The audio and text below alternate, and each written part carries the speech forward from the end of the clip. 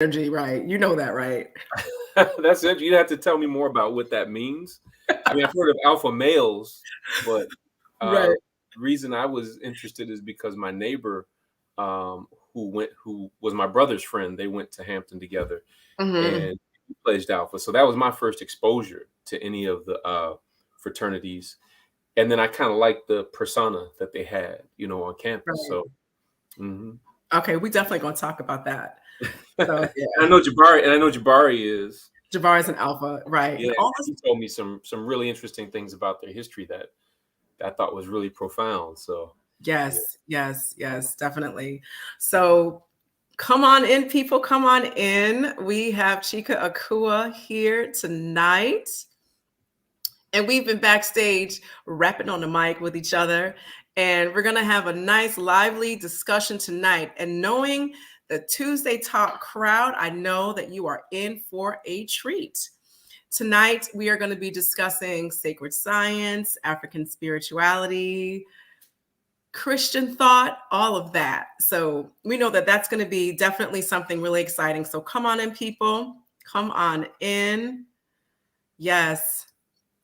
Tuesday Talk is a lot of fun. It really helps people understand certain concepts. I get suggestions from some people and they must think I'm Diana Ross. I'm like, I don't know that person.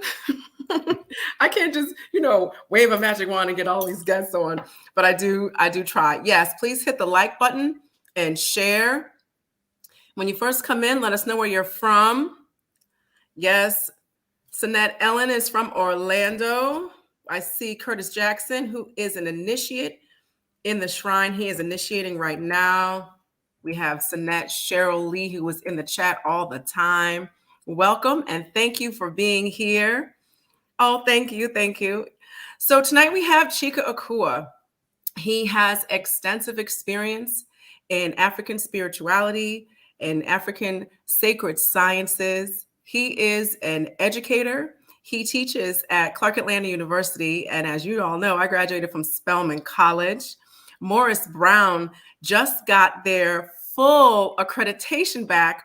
And anybody who works, plays, educates, or all of the above in the AUC understands how important that is. So I just want to give a shout out to Morris Brown College. So glad y'all are back in the family. And we need to have a cookout, y'all, for real. An Yes. unofficial cookout with all of us. So I just wanted to say that. We're going to circle back on that a little bit later on.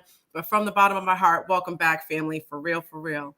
So let's get started with our Tuesday Talk with Chike. Now, sometimes I read the bio because that's something, you just read the bio and everything. But as we continue to talk, what Chike has done is who he is in terms of his background, in terms of the knowledge that he has, and how he helps us in our Pan-African community in what it is that he does as his profession and speaking with and writing books and things of that nature. So Chike, let me ask you this question. What is your background? Where are you from? And what was your religious or spiritual upbringing as a little boy? I was born and raised in Toledo, Ohio, about an hour away from Detroit, Michigan. Mhm. I grew up in the Catholic Church and went to Catholic schools from kindergarten all the way through 12th grade. So I had a very kind of a narrow experience, always one of only a few Mhm. Black people in the schools that I was in and the church that I grew up in. My father's from Washington, D.C., and my mother is from Kansas City, Kansas. And so, for example, Catholic churches in D.C., it's not uncommon to see all Black Catholic churches. And then where my mother was born and raised as well. But where I grew up and was born and raised, they didn't see too many of us there. And so it was a very interesting experience because I knew very early on, or I felt very early on, that I wanted to be a priest. Mm. But I was like, but I want to be married. I don't want to with this whole, All right. I want to be married, right? So, but I didn't know at that time, and I remember thinking this through very carefully in first grade. I didn't know that there were other spiritual systems where you could be married. I just remember thinking that. Okay. I grew up in fifth grade. If you wanted to, you could volunteer to be an altar boy to serve the priest, which I did that as well. I'm very thankful there was no, sexual misconduct or anything like that by the grace of the Most High. But I was always attracted to all things spiritual, and I took what I was taught very seriously. And it was from growing up in Toledo, Ohio, I was surrounded by Black excellence in my family and on my block, but not at school. So it was a very, very different experience. So when I was accepted on probation, by the way, to go to Hampton University, one of our great HBCUs, when I got there, I literally felt like I was in heaven. I know I that's was like, I'm around my people, and I haven't looked back since. So I teach at an HBCU, a great one, Clark Atlanta University, which is my second alma mater, which I earned my master's degree there. And so, I love being surrounded by us and by Black excellence. And those experiences have deeply informed and influenced my life. It's interesting that you say that, because I'm from Connecticut, and I was in gifted and talented in 4th and 5th grade.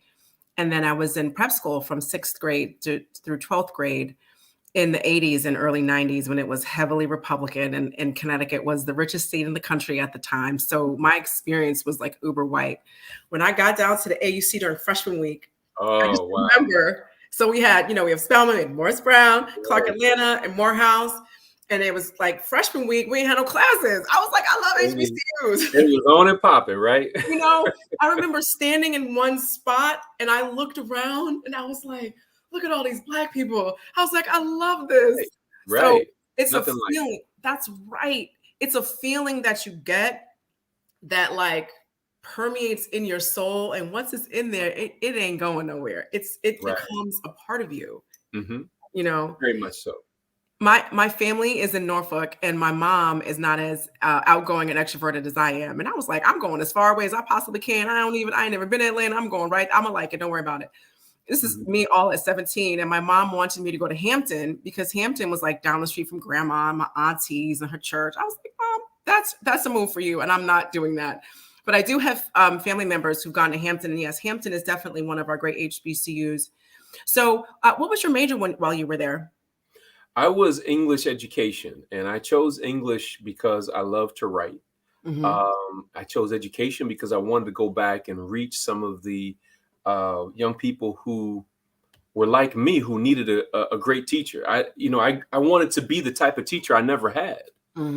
And so I went through a period of chronic underachievement, did very well in elementary school up till the 6th grade. Always A's and B's. I think I got my first C, which was only one C, and that was in science in 5th grade. But other than that, A's and B's. But then 6th grade, I started getting D's. And then in 8th grade, I got my first F, and it just started going downhill. And it reminds me of what Dr. Jawanza Kunjufu talked about in his book, Countering the Conspiracy to Destroy Black Boys.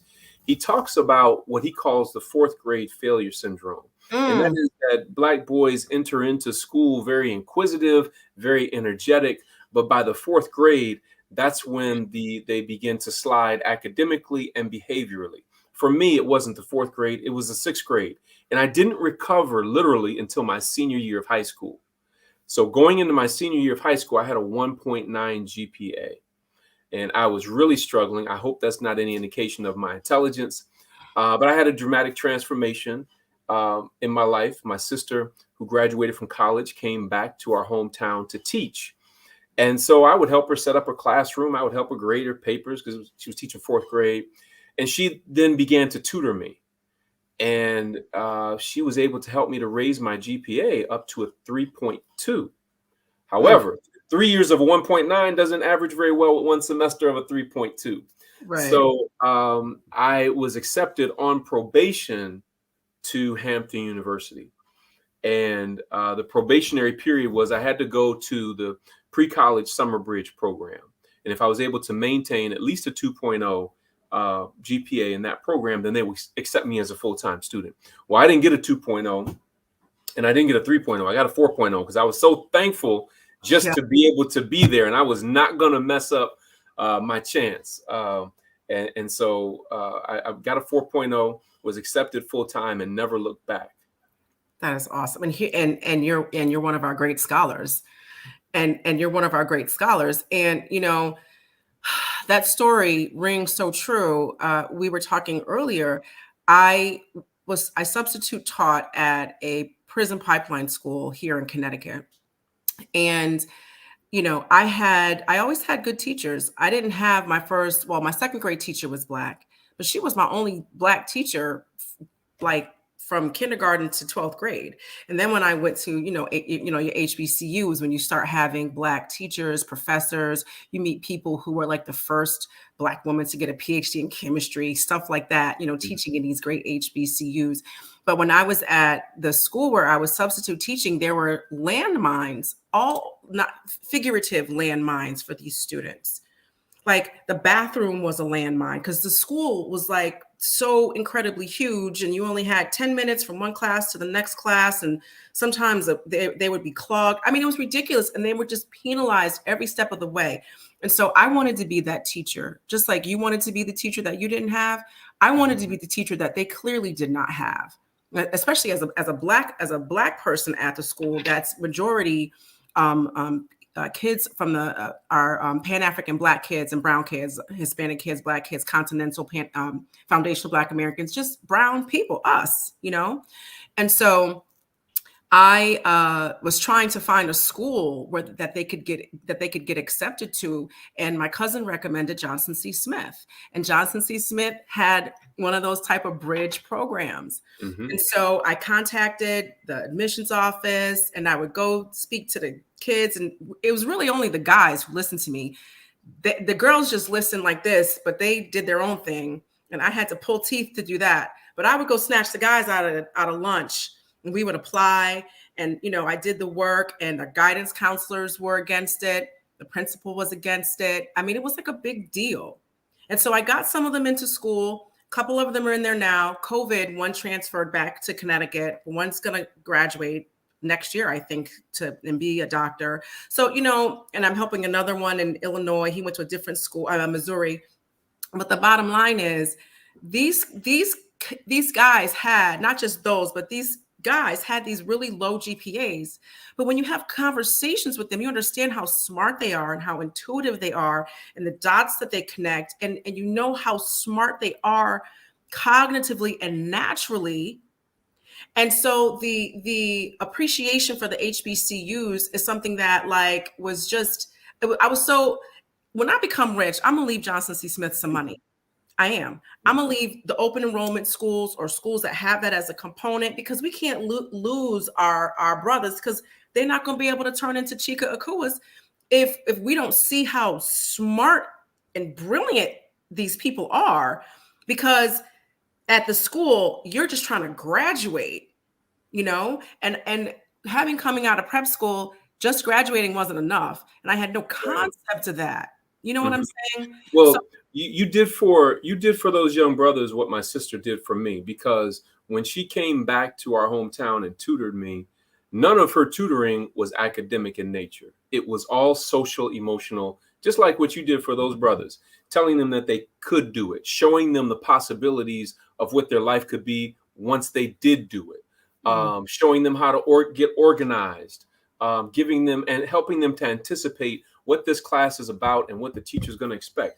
It was all social, emotional for me, and organizational. And what I find is, and that's why I decided to major in education, to go back and reach those young brothers and sisters who were just like me, but who were falling through the cracks. Because here's the thing. I had a family safety net to fall back on. So I was blessed to have my sister in my life. I was blessed to have two wonderful parents who were professionals and do the things that they did. I was blessed to have older brothers and so forth who set an example for me. And so in various and diverse ways, they all served as a family safety net for me. Right. So once I, started to excel academically, and I was asked by my counselor, what do you want to major in? It was a no-brainer. I immediately thought, well, I want to major in education because I want to go back and reach people who were just like me. So then they said, well, if you major in education, do you want primary or secondary? So primary is 1st through 5th, secondary is 6th through 12th. I said, well, I'm the youngest, not only in my family, but also in my generation. So I wasn't around little kids a lot. So I said, I'm gonna go with secondary, thinking I would teach high school. Um, and then he said, well, if you're gonna go secondary, you have to specialize in a specific subject. So I said, well, I like to write, so I'll do English because you could do math, you could do history. At that time, history didn't interest me. Definitely wasn't trying to go nowhere near a math book. So I majored in English because I love to write, but I didn't realize we had to do so much reading, which I hated to do. But that's what I ended up doing, and then had to do 6 weeks student teaching in middle school and 6 weeks in high school. Well, I fell in love with middle school because their minds were so open and ready and ripe to receive the truth. That's right. And then I felt like if I could get them before they make a lot of the mistakes that they make in high school, then the foundation would be set. And so most of my teaching career, not all of it, but most of it was at the middle grades level. Yeah. I taught middle school math for a little bit, and I understand what you mean when you say that age, that range, they're ripe for opening. So that's great to see, to learn what your educational background is. So how did that shift into African spirituality? How'd you go from not a choir boy, what's it called again? An altar boy? Oh, altar boy. So sorry, I had Right. a little. No problem. How'd you go from an altar boy to African spiritual sciences? Well, remember, I was drawn to all things spiritual, but the only example that I saw of that was at the church that I grew up in, a Catholic church. When I went to Hampton, a couple interesting things happened. I started going to chapel, which was a non-denominational chapel, but it had kind of a Baptist feel to it. Of course. Preacher hooped, and you didn't want to miss chapel if because that was where you got to see the sisters dressed up in their finest and everything. So it didn't matter what you were doing Saturday night, you definitely wanted to be there on Sunday morning. That's right. So hearing that kind of great preaching from Dr. Michael Battle, who's still around, and we're Facebook friends. But then the turning point was there was a group on campus called the African Studies Cluster. And this was a group I still cannot, I got to remember this. I got to find out. I don't remember how I even got involved with them. I ended up at their meetings, and I was just blown away by young brothers and sisters my age who could speak with no notes and who were running down these books by Francis Cress Welsing and Malefia Sante and all this stuff. I'm like, wow. And they would give these talks in the meetings, just very relaxed, very comprehensive, very deep, very engaging. And I'm like, I'm about to start student teaching, and I've never felt comfortable, standing up and speaking in front of people. Well, when I joined the African Studies Cluster, a brother approached me afterwards, after a meeting one day, and he said, hey, we're going to do a rites of passage, and we would like for you to join our rites of passage. We had a male rites of passage and a female rites of passage, the Brotherhood of Kemet Nu and the Sisters of Aset. So when he asked me, I was like, what's a rites of passage? So when he explained what a rites of passage was to me, that in traditional African and indigenous societies, that young males and females were taken away from the community, and they were taken through a series of trials, taught certain sacred knowledge. They left the village as a boy and returned as a man. They left the village as a girl and returned as a woman. So we want to take you through this process to reintroduce you to the greatness of our history, culture, and heritage. So I was like, yeah, I'll do it. Well, that experience, going through a traditional African rites of passage, I say transformed the trajectory of my life. Because we met, and for those who may not be aware of Hampton University, it's right on the James River. It's a beautiful, beautiful campus. So part of our initiation, we had to meet down by the river at 6 o'clock every morning and recite our brotherhood principles. We had brotherhood principles. We had to recite the Nguzo Saba, the 7 principles of Kwanzaa. We had prayer, and then we had certain acts of service that we had to do every day. So it was a deeply spiritual and cultural process.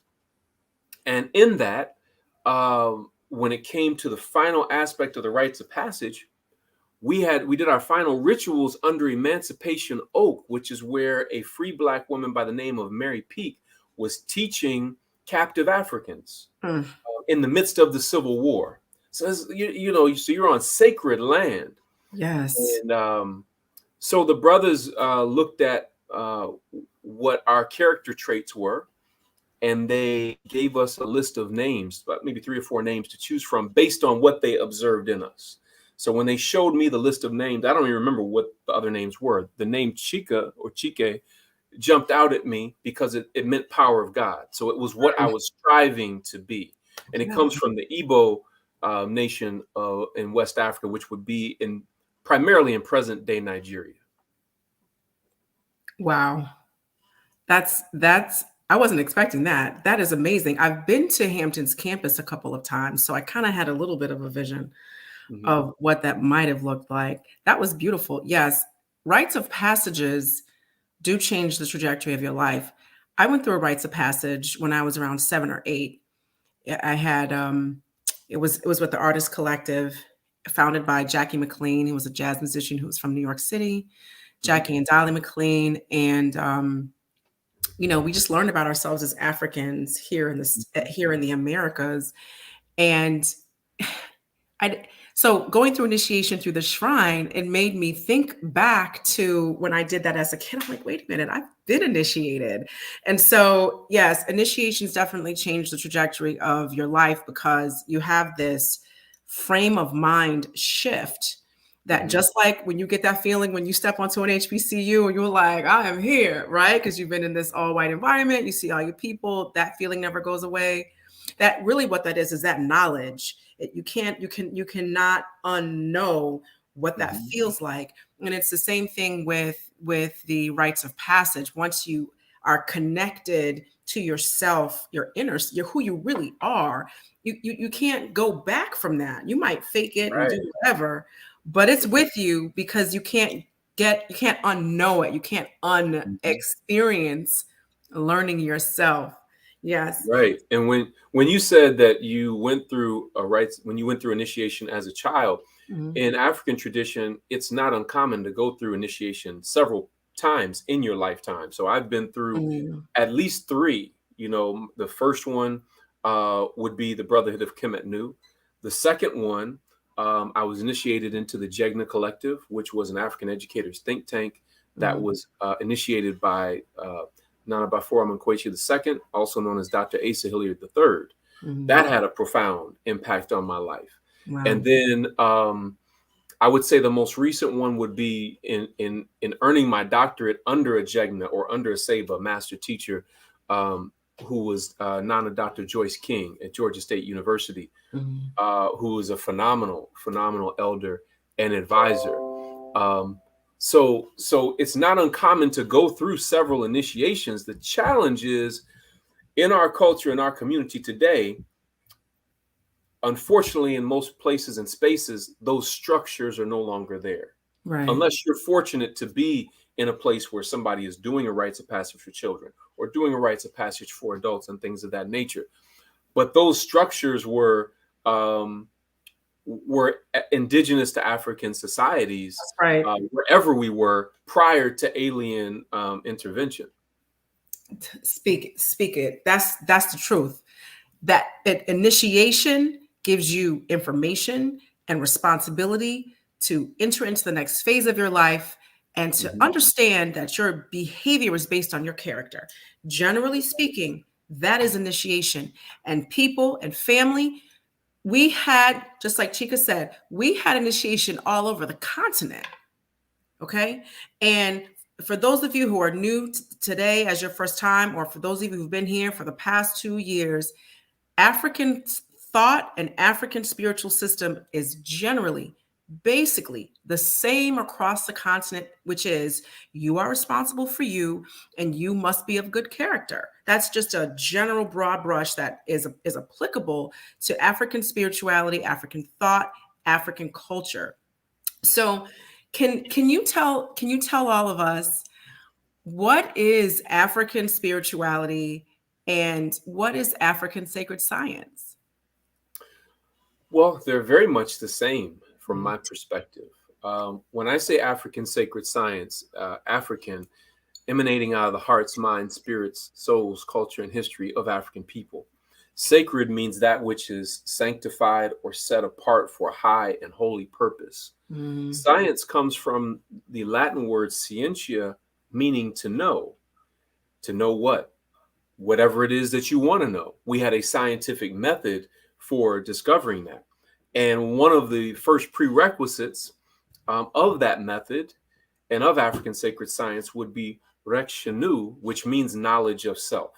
So knowledge of self is not only talking about our history and culture as a people, but it's talking about what is what works best for you as an individual, knowing yourself and what allows you to function best. So I'll give you a couple of examples of what I mean by that.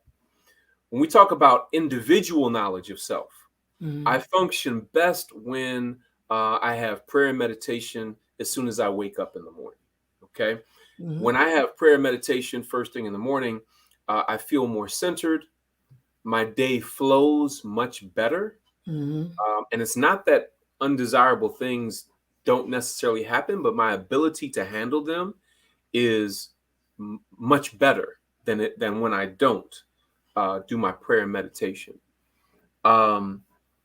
As a matter of fact, when I don't, I find that sometimes the day kind of spins out of control, but I feel much more centered when I do that. Another thing that I have to do, just based on who I am and knowing myself, I have to exercise. Like it's not even optional. I have so much energy. I have to center that energy and get it out. And that's my time when I'm, thinking and envisioning and so forth. So, I'll do my exercise, which Monday, Wednesday, Friday is weights, and some cardio. And then Tuesday, Thursday, Saturday is cardio and martial arts. So I have to do that. Again, not optional for me personally. Knowing myself, I function best when I have prayer, meditation, and physical exercise all in the morning. Now I'm ready to go, right? Some things that are kryptonite to me, if you put certain kinds of ice cream in front of me, my knowledge of self tells me I can't do it. I'll end up eating the whole carton of it, So I try to stay away from that, Right. Certain sweets and different things like that. So I'm learning how to eat better and eat to live and so forth. But knowledge of self says, here's how I function optimally. And here are some triggers that will make me lose control or not be my best self. So for me personally, I don't watch horror movies. I'm very careful about the images that I allow myself to see because there's certain energies that I don't want to absorb. There are certain types of people that I don't want to be around. And that's not to be judgmental or to cast aspersions upon certain people, but I know the type of people that I flourish best around. I'm not talking about when you're doing ministry. When you're doing ministry, you got to be around whosoever will, let them come, as they say in the church. But in terms of hanging out or fellowship, there's certain types of people that I function best with. So that's individual knowledge of self. And a lot of times, unless we've done the internal work, we don't know that. And so you may be hanging around a person or people who brings out the very worst in you. And you wonder, why do I end up in this situation every time I hang out with this person? Right. Or why is my life not where it should be? And, you start looking about who's around you and you begin to see. So that individual knowledge of self is so important. And to me is one of the first prerequisites of African sacred science. And not just me, going all the way back to Kemet. This is what our ancestors tried to tell us, that you have to have collective knowledge of self about our culture, history, and our story. But you have to know who you are when you look in the mirror and look into yourself, knowing who you are, whose you are, what your purpose, mission, and destiny is for being on the planet. So, first prerequisite, I have to put this in the chat because that's definitely something that everyone needs to understand. Knowledge of self. You gotta love 90s hip hop. How many brothers in the 90s told us about knowledge of self? And see, that's the thing, going to an HBCU during the golden age of hip hop, during the African-centered education movement. And I wasn't down here on the Atlanta University Center, campuses, but being I've heard about what the AUC was like back then. So I can only imagine you had people like Dr. Khalid, Dr. Clark, Dr. Jeffrey, Dr. Hilliard, who were constantly, over at the AUC. Although Dr. Hilliard was a professor at Georgia State, he did a lot of his most important work at Clark Atlanta University. And as a matter of fact, left all of his papers, all of his sacred papers are in the archives at Clark Atlanta University. So that tells you what he thought about it, because he would always say that the Atlanta University Center was the largest conglomeration of HBCUs on the planet. And so he was always telling us how sacred that history and that land was and is. I wasn't ready for that one. That is definitely true. Having been in the AUC in the early 90s, and what it is that we had access to, and the people who were around us, just like what Chike was saying, it's historic and it's amazing. And it was just, a little bit of luck, that if you wanted to go to Spelman, Clark Atlanta, Morris Brown, or Morehouse, and you got in and you went and you were able to see and experience and feel all of that in AUC. And part of that is because Atlanta and Georgia is like one of the major vessels of the civil rights movement, and Martin Luther King went to Morehouse, and his sisters went to Morehouse. As a matter of fact, one of his sisters, her name escapes me at this moment. She just recently retired. She was in the psychology department teaching when I was there. Right. And so you just have people who are like icons, like that's your teacher. It's like that. It was definitely an amazing experience to be down in Atlanta at that time. A lot of the people on Tuesday Talk here know I talk about 90s hip hop a lot, because they were giving us so much knowledge and information about Kemet and about Africa in general that, we just absorbed it. I did not know that it was Kemet that a lot of artists were talking about. When Erykah Badu put up her ring, I didn't know that it was an Ankh. I didn't know what this meant, because I was looking for it. And because I had grown up around elders who talked about Africa and different Kwanzaa and different elements like that, I was used to that. So I didn't know that they were talking about, African spirituality and the sacred sciences. So let me ask you this: how do you connect with your African spirituality? Do you have a mode that you've kind of put together from knowing about different spiritual systems, or is there one particular system that you follow? So, as I mentioned, one of the ways that I connect is through prayer and meditation at the beginning and end of the day. And then going throughout the day, being constantly reminded about my purpose for being on the planet. That's why names are so important and words are so important in African tradition and in indigenous tradition. So in African tradition, your name tells you your history, your identity, and your destiny. Your history, where you come from, your identity, who you are, your destiny, where you're headed and where you're supposed to be. So the name Chike, as I mentioned before, means power of God. The name Akua, in the tradition that I took it, I know it's a female name in certain West African traditions, and obviously that's not the meaning that I took. I think born on Wednesday. The tradition that I took it from, it means messenger. More specifically, sweet messenger, meaning one who is able to make the message sweet to the ears, to make it so people can receive it. So a big part of the work that I do is breaking down these cultural concepts for everyday people so that they can kind of make that transition to be more culturally centered in our traditions. So the way that works for me, Akua in the tradition that I took, again, means messenger. So Chike, power of God, Akua, messenger. So together it means God's powerful messenger, or messenger with the power of God. So every time your name is spoken, it's a subconscious spiritual reminder about your purpose for being on the planet. Every time your name is spoken, it's a subconscious spiritual reminder about your purpose for being on the planet. And so I'm deeply engaged in my purpose every day because I'm an educator, and I see that not as a job. It's far more than a career to me. It's a calling. And to me, it's sacred work with sacred people. And that's why I love, teaching at Clark Atlanta University and being on the sacred grounds there and working with the brothers and sisters that I'm blessed to work with. I draw from a number of different traditions. I take truth wherever I can find it, which, by the way, I have to give a shout out to Brother Jabari and Sister Anika. Sister Anika reaching out and asking me to be on the program and connecting me with you, because I've learned so much from them. I've been blessed to go to Kemet with them 6 times. And we were leading tours, and I had a tour group. They had a group, and I had a group, and I always hated leaving. I always wanted to be on their tour so we could go through the temples and everything together, because they're so dynamic. But I had a group that I had to lead as well.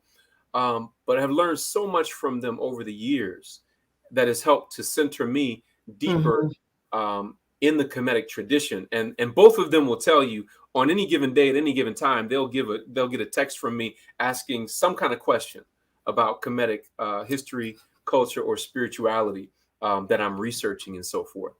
As an educator, when you asked about the spiritual connection, the oldest word in human history relative to teaching and learning comes out of the Nile Valley, and that word is Seba. And Seba has 3 primary meanings: teach, door, and star.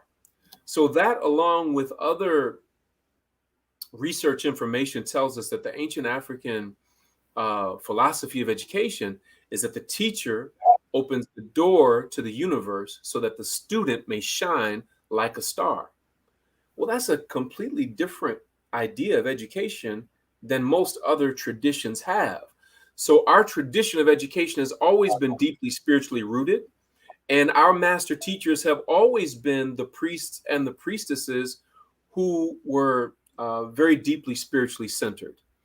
So that gives you a little bit of idea of my connection to Kemetic culture, history, and spirituality.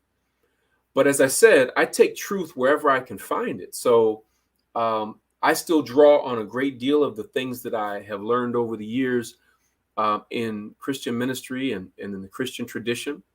I have learned a great deal from my friends who practice Islam, those that practice Ifa or Yoruba or other indigenous African spiritual systems. I bring all of that, any truths that I find, I bring all of that to help me on my path, because what I've discovered is that there is a oneness in all of them. And of course, the Kemetic tradition informed and influenced all of them. So what we find is that there is a universal truth, a thread of universal truth that's woven into all of these traditions. And so trying not to get caught up in personalities and different things of that nature, but focusing on what is that truth and how can I live it and apply it to my life.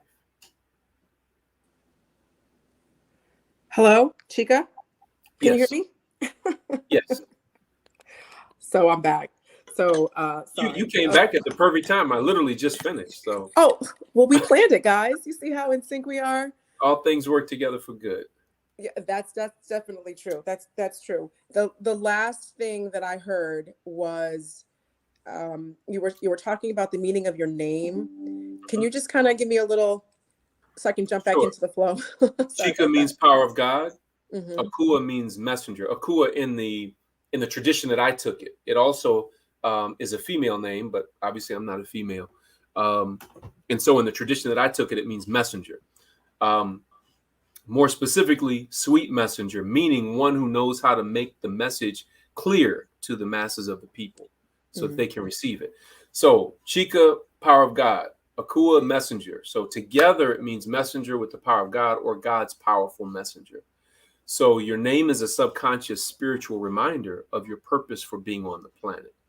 So every time that name is spoken, it reminds me of why I'm here. Even if I don't think about it consciously, it's subconsciously.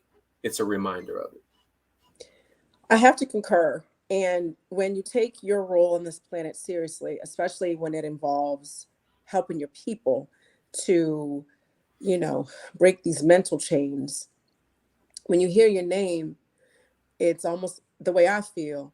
It's almost like the ancestors are tapping you on the shoulder, putting you back in line.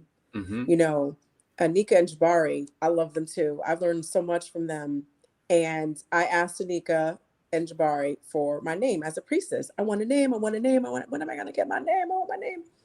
So they gave a name to one of the other priests before me. And I was like, how you going to give one to him? I've been asking you. Then I was just like, you know what? They're teaching me patience. That's right. Yeah. And so they were my friends first. Mm-hmm. But they're always the high priestess and priest when we need to go to have it like that. And so I'm like, all right, just work on your patience. You're going to get your name. It's fine. So one day we had just a priest. We were in their backyard at their brownstone. It kind of rained a little bit. We had so much fun. It was an awesome night. The energy, the vibe, it was just great. And so when we first got there, Nika told me, she's like, we have your name. I was like, oh my goodness, because I had forgotten about it, because I was actually just had elevated my patience. Doing the work. You're doing the work, and that's what they wanted you to focus on. And that's exactly what they were doing. So we left, and I was like, oh, wait a minute, I want my name. So I go back, and she gives me my name. Abut Sashat Merit Nejem Nes Hetep Ka. Sashat being one, as you know, the person who writes and who keeps track of events with time, and who organizes, and it does a lot of the things that I've done my whole life. And so they were able to observe me and know me, I would say maybe 9 years before I got a name. And I definitely, during my morning meditation and prayers, reflect on my name. I say the full name every morning because it reminds me of what I'm supposed to be doing every day. And when there are days when I'm unorganized, I feel like I'm out of balance, I'm not in the space where I'm supposed to be. You're Sashat. How can you be unorganized? Even if it's just for that day, So yes, it is a reminder every time your name is spoken of what your purpose is. And, when you're able to connect with the ancestors and you have knowledge of self, are able to have that space where you meditate, when you hear your name, it's almost like a prayer for you to, as an affirmation to stay where you are and to continue in that same space. So your name is beautiful. It is amazing. And those brothers who initiated you at Hampton, that is beautiful.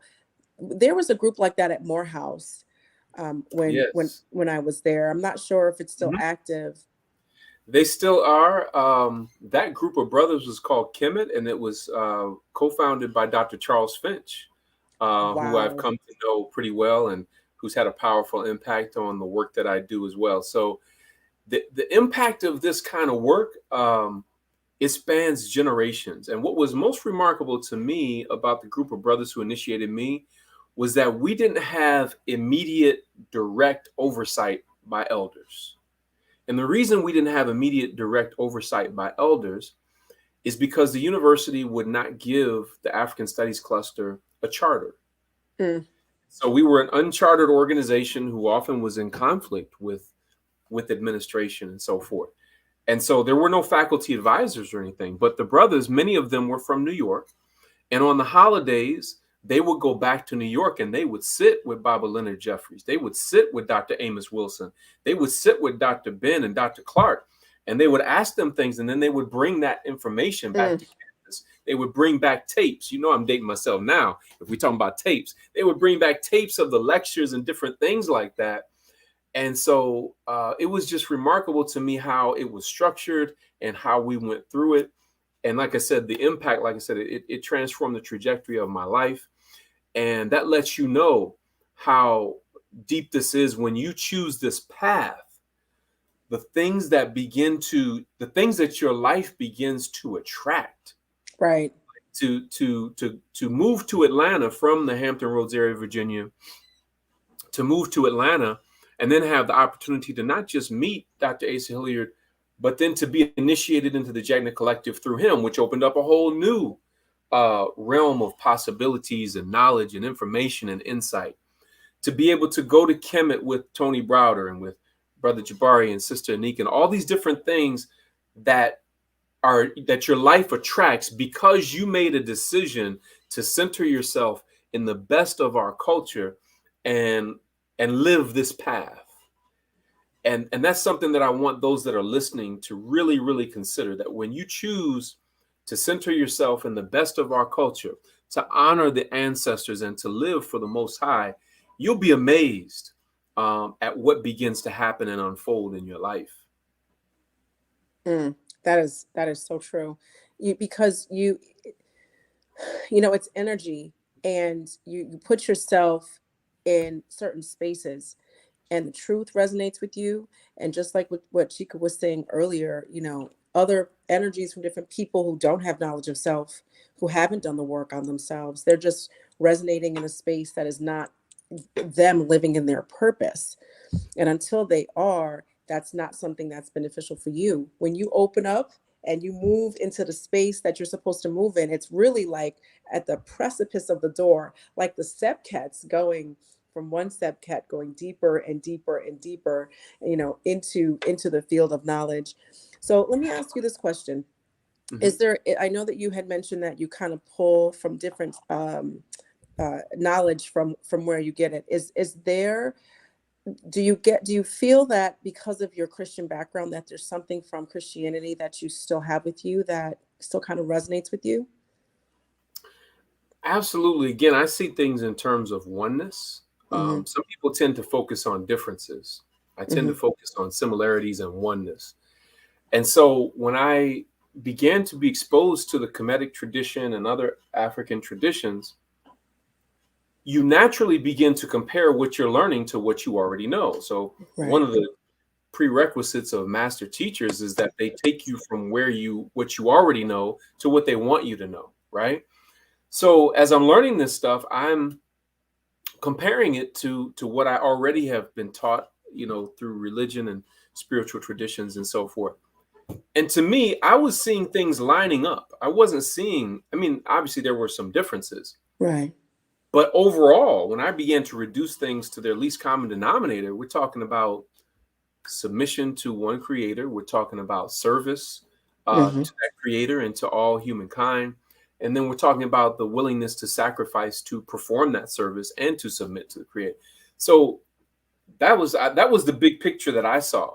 Everything else was just details. So then I started learning the details and becoming fascinated with that, some of the symbols, some of the names and different things of that nature. Now, so for me on that side, it was easy, like I see it. What was not quite as easy was serving in Christian ministry and wanting to share that with other people and help them to see it.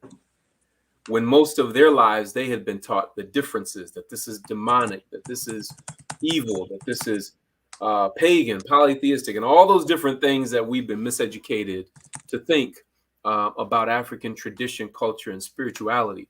That was the difficult part. But what I discovered in that process was, if I just focus on the truth that I know and live it, even if people disagree with me, they can't disagree with my walk. Right. And I found that to be true. You mentioned earlier about this issue of character. So in Kemet, that would be referred to as ma'akeru, being true of voice. That's right. In I believe it's Ifa, they would call it Iwa, character. So and Wale Mubarudi has a book called Iwa, a warrior's character. So Iwa Pele means character. In all African traditions, character is at the center of the education, socialization, and spiritual process, right? So even if you disagreed with some of the doctrine, that I was teaching and different things like that, most people, in looking at my life and my lifestyle, would think that it was a reflection of the truth. And I think that gained me respect in all of these different places, that people were willing to listen to me. Even if they didn't fully agree with all the details, they could see, what I was focusing in on in terms of bringing people together across these traditions, because I'm also a Pan-Africanist. Right. So wherever we happen to be, I want to see us together and operating in unity. And it's interesting that you say that, because what I have seen over the past couple of years is this a halting of, you shouldn't believe this, you should believe us, stop believing this, come over here, let that go. And people are putting that, Black people in the Pan-African movement are putting that to the side, and we are uniting based upon our African history and ancestry, and focusing on the oneness, focusing on what unifies, focusing on, you know, things that are, or components that are very similar. Those divisions that we have based upon basically who enslaved us, whichever religion was given to us, whichever language was given to us, our whatever isms stuck with us, like colorism or what have you. I have seen a conscious effort of our people putting that aside, putting all those things aside so that we can unite. Now, there are some people who are still going to be where they're going to be because I guess it's safer for them in their own mind or in their own way or what have you. But those of us who are really kind of pushing this movement forward have put that to the side. And it's almost like a switch was, went off collectively, which is very possible if we're all in the same, vibration and energy, that we've come to the same conclusion at the same time. Listen, we got to work together because we're the same people. You do your thing, I'm gonna do my thing. We're gonna come together. We're gonna have one big unified prayer, and then we're gonna, move on from there. So yeah, I agree, and I think that also, to kind of add on to what you were saying about looking at the similarities, is really a similar energy or vibrational level, like a radio station. It's recognizing the same human attribute that our ancestors recognized and named. And so in different, entities or different religions, different spiritual walks, et cetera, they're going to have different names, but basically they're talking about, the very same thing. Yeah. And it's, I think it's important that we recognize and honor the door through which people enter into this journey. Yeah. And, I still have,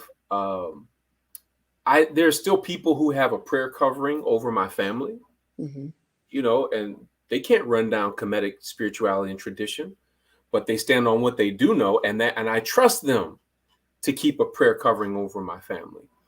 So it's very important, I think, that we look at the essence of things. Yes. And, I look at, my parents were Christians. Couldn't do the white Jesus thing. I always had to remind my mother that, Mom, can you put the white Jesus away? Right. I can't do that. But, we have these emotional ties to these things. And so her mother gave her this stand with this picture and all that kind of stuff. And we have these emotional ties to some of the negative aspects of these religions that were imposed upon us. But remember, our truths are in all of them. And so it became necessary for me personally to learn how to radiate light no matter what setting that I was in or what setting that I am in. Was that an easy lesson for you? It became increasingly easier when I surrendered to it. When I surrendered to the need to be right. That's ego. That's not spirit, or it's not the right spirit. I'll say that. So when I surrendered to the need to be right and just decided to be, that's when I discovered the power in just being. And that's when I found out that friends or family members would say things like, when you're around, I feel so calm, or when you're around, I feel at peace, or, thank you for being here, things like that. And that let me know, again, knowledge of self. Like, you have to ask yourself, what do people feel in your presence? What do people feel when you're not present? What do people feel when you speak to them? What do people feel when you fail to speak with them? Right? These things, and when people begin to share with you, because we all have some blind spots. They say you can't see the picture when you're in the frame, right? So you can meditate and pray on it, but you can't see the picture when you're in the frame.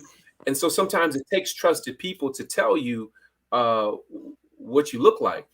I don't mean what you look like physically, but what you look like at an energetic level, and to let you know, hey, bro, that's not a good look, or hey, did you mean to do that? That sort of thing. Right. But all of this is a part of the individual knowledge of self. And by the way, when I'm talking about this individual knowledge of self, this is an aspect of knowledge of self that I only began to really think about and be exposed to in the past year or two. Mm. Because prior to that, I was always thinking collective about knowledge of self, about our culture and our history, not as an individual. But it's only recently that I began looking at it through that lens. Really? Well, Mhm. you definitely had knowledge of self to be thinking about the collective, because you had to be a part of the collective. So that's interesting that you just thought of that more recently. That's interesting. I being a priestess, when we first started priesthood training and stuff, it's a lot of pressure. I don't want to make, part of it is because, and I'll just say this in all honesty, I didn't have a lot of respect for pastors, for especially Black pastors, because I knew they were lying. I just didn't know about what, and it used to anger me. Mhm. And the things I would think about them and say about them, you ain't this, you ain't that, you do this, you do that. And now that I'm a priestess, I'm like, oh my goodness. you Yeah, know, that's a different place, because I've had the opportunity to be in ministry to do all the things that I critiqued other ministers about. So prior to being in ministry, I was like, man, they should do this, or why they do that, and man, he's not serious, or she's not serious, and they should be doing it. When you get in that position, it's very, very humbling, because you realize very. how powerful a position it is and how ill-equipped you are for it. You're gonna put me on blast in front of everybody, Chika? Not you No, I'm playing. individually. I mean, No, anybody. but you're right. It's a little scary, because I want to get it right. And at first I didn't want to be them. I didn't want to be those pastors. I didn't want to be them. And you didn't Over want people talking time, about you the way you talked about them. well, I didn't want to be disingenuous like Hmm. them. I didn't want to be ordinary, doing stuff that I wouldn't even do. Like, you supposed to be this. I wouldn't even do that. I didn't want to be that. Hmm. And this is something that I was searching for since a little girl. I knew I was getting lied to. I was actively searching for it in high school. And I take it seriously. I don't want to make any mistakes. That's a really high bar, to not want to make a mistake. You're going to make a mistake because you're a human being. Hmm. So I've definitely settled into my role as a priestess. But when they first made us priests, and we had to carry, have you seen these, Chika? I've seen the silver ankhs that Jabari and Anika carry, but I haven't seen those. No. Mm-mm. This is the size of my torso, Chika. It's the So you had length. to carry that It's, everywhere. and we Wow. carry it everywhere. When I first started carrying it, I was like, this is so awkward. Like, how am I supposed to carry it? Now it's a piece of cake. Hmm. And Hmm. then, being from the Northeast, I lived in New York City. People look at you. I'm thinking, what are they looking at? I'm like, oh, that incredibly big ankh. And so, again, it's a reminder of who you are, and what your purpose is, and how you walk in these streets. How just what it's a constant teacher and reminder, and it's humbling, and I love it, and it's definitely enjoyable. But I definitely had to have my own kind of understanding about how I felt about Black pastors and their role in what it is that they teach. And how to mitigate that, and learning how to deal with, I say all that to say this, learning how to deal with the emotions of what you realize when you're a priestess, and do it priestly takes a little bit of training. And Anika and Jabari Right. are very mellow in terms of helping to guide you on that path. I'm forever grateful to them for this experience. So yeah, that definitely. Now, you definitely do priesthood work. You're definitely a priest, because when you're a priest, you're a servant. And that's definitely a big role of it. But are you initiated as a priest in a tradition someplace? No, I'm not. I've been offered the opportunity to be ordained in Christian ministry. I was licensed many years ago, and I'm called upon to speak.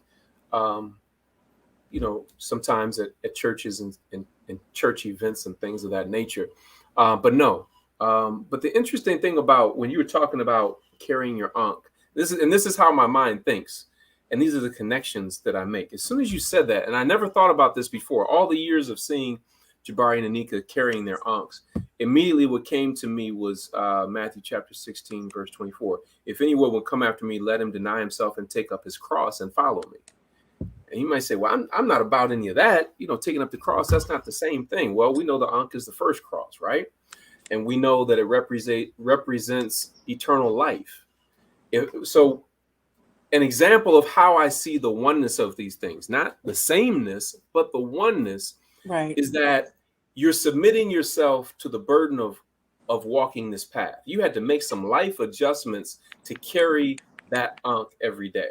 And then I've observed the adjustments that Jabari and Anika have had to make, though it's very natural to them now. In the Christian church, when they talk about taking up your cross, it's about taking up your burden to serve the Most High and humanity.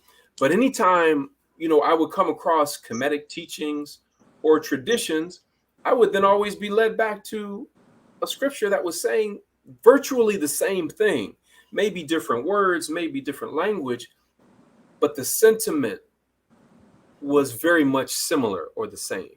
Mm-hmm. And that's what I mean by seeing things in terms of oneness. Oneness, yeah. So I'm not fitting to argue with somebody who's going to talk about, you need to pick up your cross and okay, I get it. Okay, bless you, brother. Bless you, say, and keep it moving, and and not get involved in the different arguments, but knowing the different traditions has been very helpful to me. Speaking people's language. Right. So if I see a Muslim brother, assalamu alaikum, brother. If I see a Hebrew Israelite brother, shalom, brother, right? Just knowing people's language. See a Christian person, how you doing today? Oh, I'm blessed, right? Right. And that doesn't mean that I'm being disingenuous. It doesn't mean that I'm just, shape-shifting to say what people want to hear. No, right. What it is I engage people on their terms and try to emanate the light that's in me. So, and I believe that that's part of what African sacred science is, to begin to help people to see their own light. So it's interesting that you say that. I had some friends in high school who were Muslims, and I would say assalamu alaikum, and they would say wa alaikum assalam to me all the time, because I knew what it meant, first of all.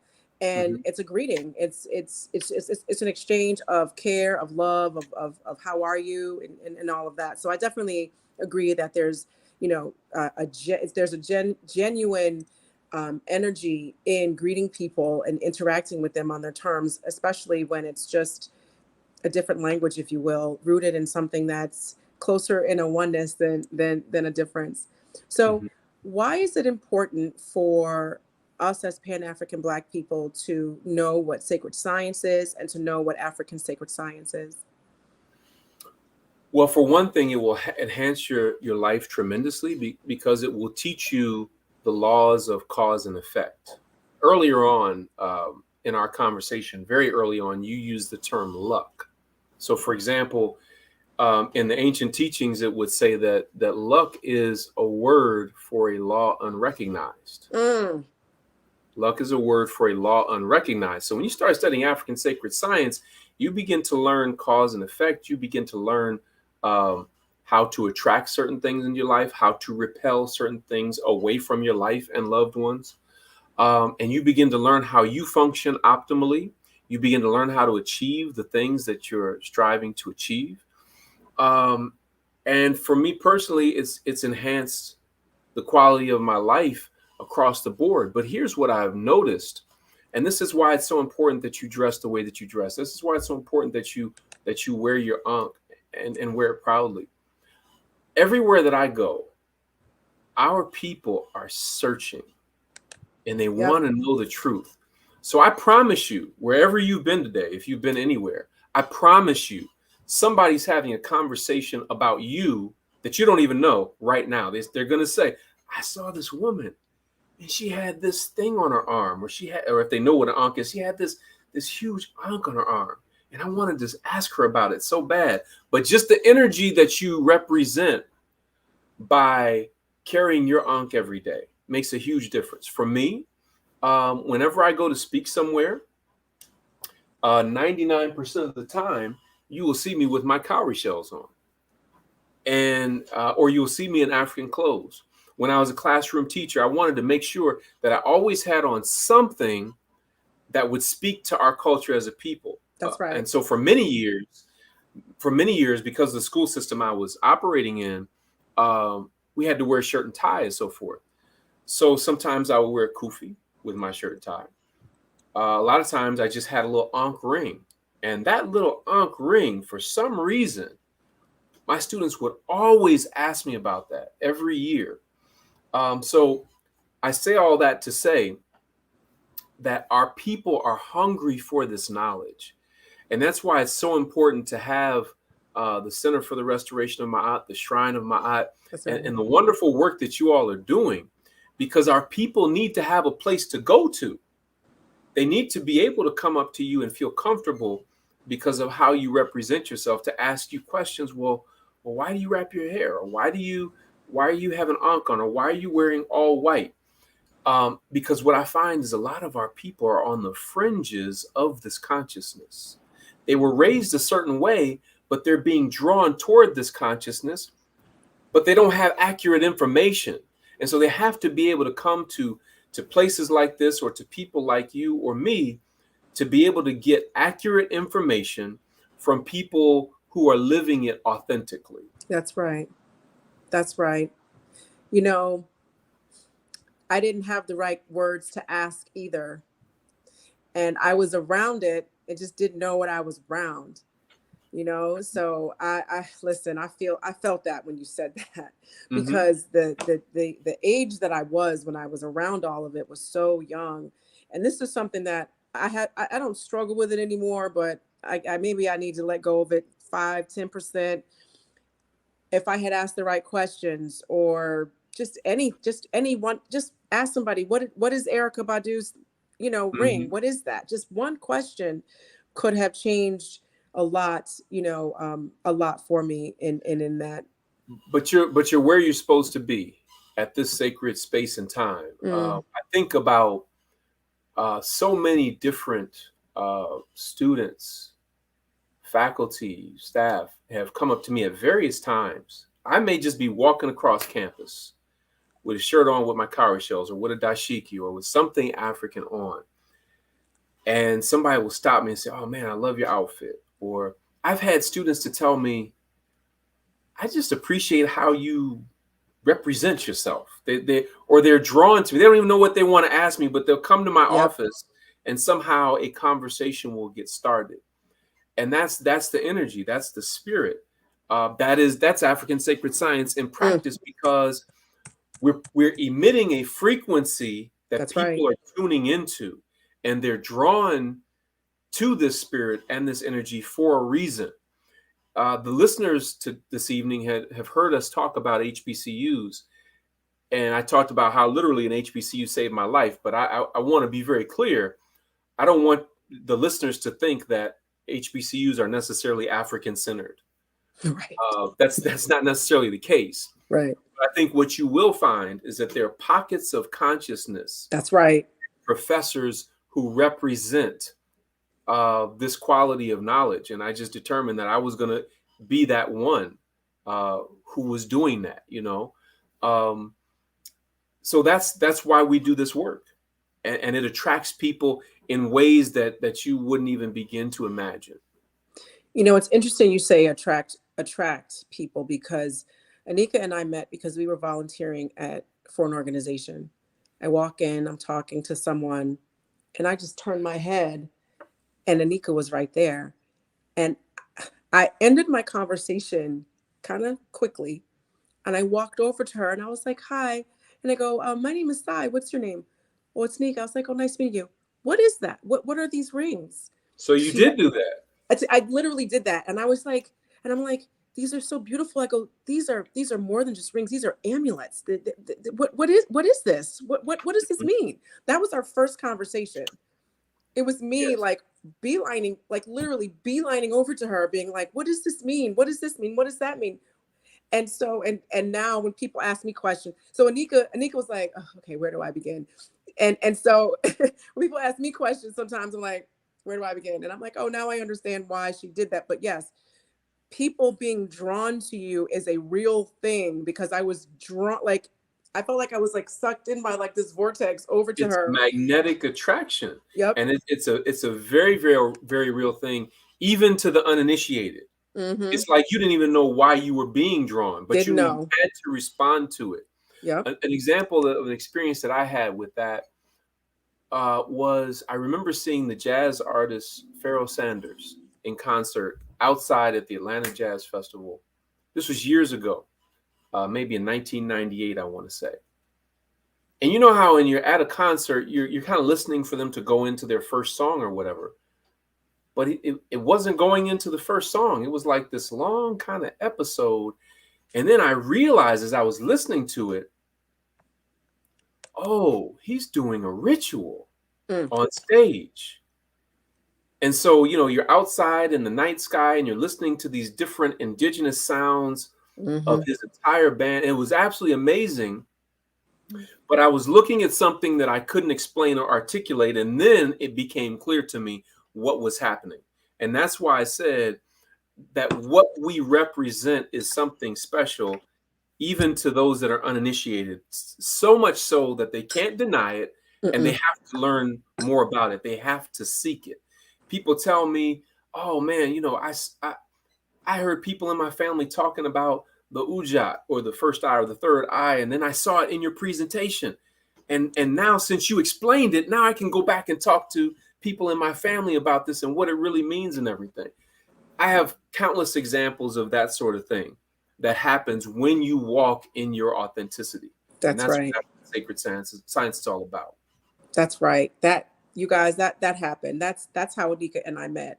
I said, you have to explain, these are amulets. What does this mean? So yes, it was definitely an energy being drawn towards you.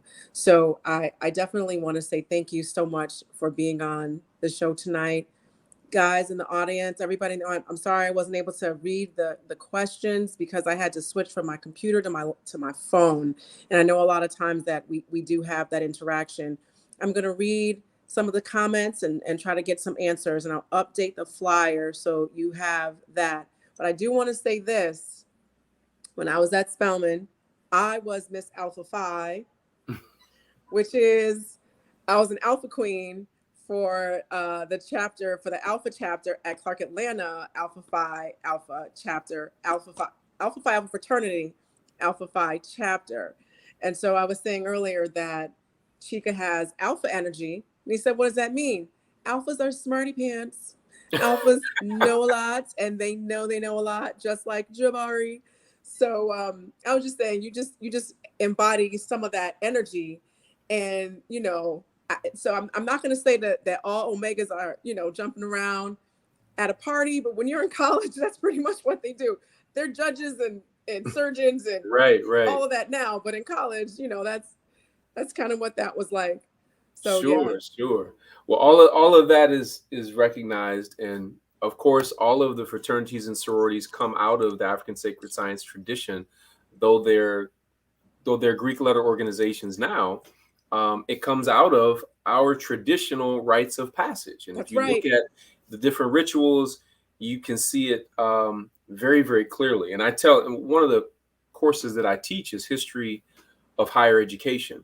And of course, we start in Kemet and we go through that. And I let the young brothers and sisters know, my graduate students, my doctoral students, and so forth.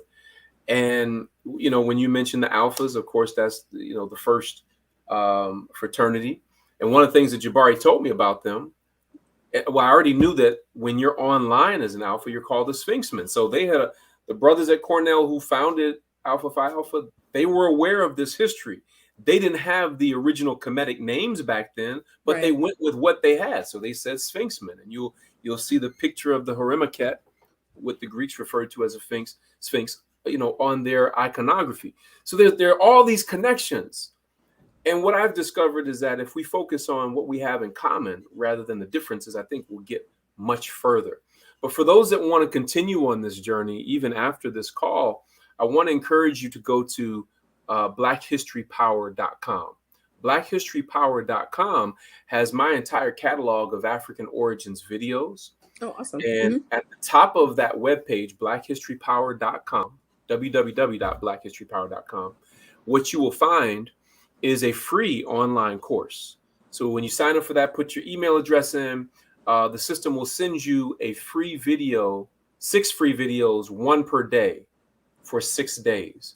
And then after that, if you want to purchase some material, which we hope that you will, that option is available as well.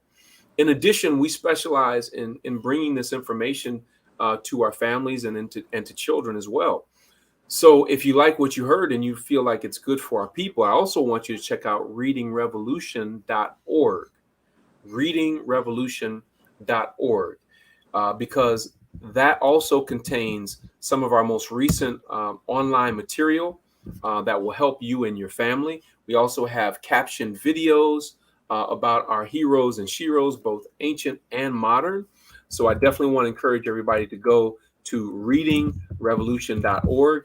You can also purchase any of my books at that website by clicking on Books by Dr. Akua.